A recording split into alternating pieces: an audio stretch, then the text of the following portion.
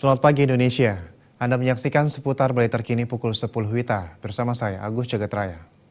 Kepala Bidang Pelatihan dan Produktivitas Dinas Trans Provinsi Bali, Ana Agung Ngurah Bagawinaya, menyatakan serbuan tenaga kerja dari luar di era masyarakat ekonomi ASEAN atau MEA yang kian tak terbendung.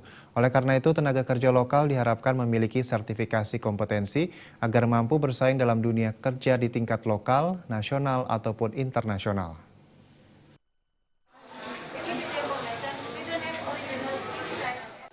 Sumber daya manusia Indonesia khususnya Bali wajib memiliki sertifikat kompetensi dalam menghadapi persaingan global seperti sekarang ini. Peningkatan kualitas sangat diperlukan agar sumber daya manusia lokal tidak tergusur oleh serbuan tenaga kerja asing.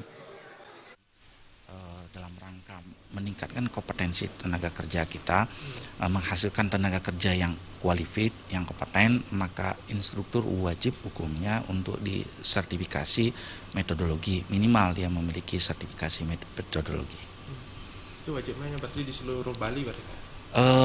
Amanat undang-undang menyebutkan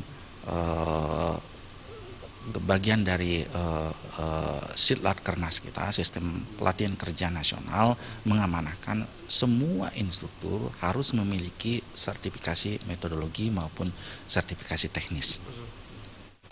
Sumber daya manusia lokal wajib memiliki sertifikat kompetensi.